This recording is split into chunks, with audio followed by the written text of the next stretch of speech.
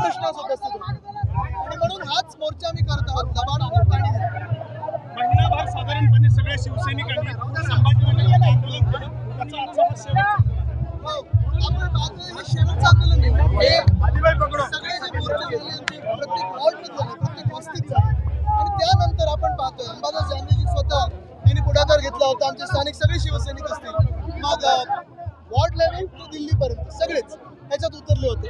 आणि मुख्य गोष्ट म्हणजे स्थानिक जनतेने जो प्रतिसाद दिलेला आहे, हा जनतेचा प्रश्न आहे, तो घेऊन आम्ही उतरलेलो आहोत. हा तोच रस्ता आहे ज्या रस्त्यावरून सध्याचे मुख्यमंत्री आणि तत्कालीन विरोधी पक्षनेते त्यांनी सुद्धा मोर्चा काढला होता. नक्कीच ते मोर्चा काढतात, निवडणुकीत वचने देतात आणि लोकांना फसवतात. आम्ही जी वचने देतो ती वचनपूर्ती करतो. आता तुमच्या सरकारला इशारा काय आजच्या मोर्चातून? इशारा देण्याची गरज आहे का? इशारा घेऊन सरकार करते तरी काय? हे जनताच रस्ता आहे, हा काही इशारा नाही. जनताच रस्ते पण डोळे बंद आहेत सरकारचे, कान बंद आहेत सरकारचे, कोणी काही बोलायला तयार नाहीये. सरकारांना मजा मस्ती सुरू आहे पण जनतेची कामं होत नाही. तर विरोधकांचा आरोप असा आहे की ही योजना जी रखडली ती तुमच्या सरकारच्या काळात. विरोधक कोण आहेत? विरोधक कोण आहेत? आणि आमची 2.5 वर्ष होते, त्याच्यात आम्ही कामं केली. 12 दिवसानंतर पाणी येतंय, ते ह्या वर्षी बंद झालंय पाणी. असंच सगळे पूर्ण महाराष्ट्रात आपण पाहतोय पाणी टंचाईचा प्रश्न. जे एका वेळी बोलत होते सगळीकडे जाऊन आम्ही दुष्काळ मुक्त महाराष्ट्र करू, आपण पाहतोय आज तिजोरीतून पैसा निघून गेलाय, कॉन्ट्रॅक्टरच्या हाती गेलाय.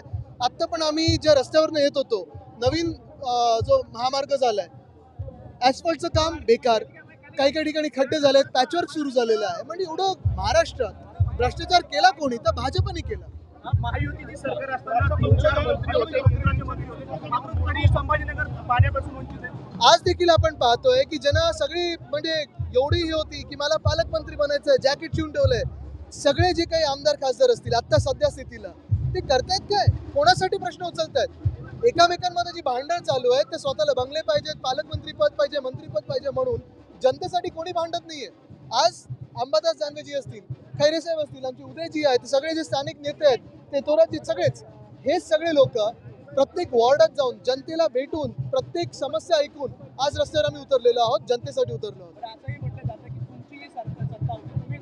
आमचं सरकार असताना रस्त्याची कामं जी झालीत, इथे जी वेगळी वेगळी कामं झालीत, पर्यटनातून असतील, आपण वेगळी वेगळी कामं पाहिली असतील. स्वतः उद्धव साहेबांचं प्रेम ह्या नगरावर आहे आणि तेच प्रेम दिसत होतं. आम्ही जो फंड दिला होता तो फंड यांनी बंद करून टाकलाय.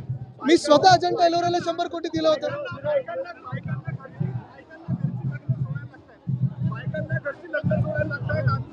अशीच परिस्थिती झाली आहे जी अनेक वर्ष आपण ग्रामीण मराठवाड्यात पाहत होतो, ती आज शहरी भागात दिसायला मिळते. सर हिंदी में बता दीजिए, खाली आंदोलन की जो दिशा है काफी ये पिछले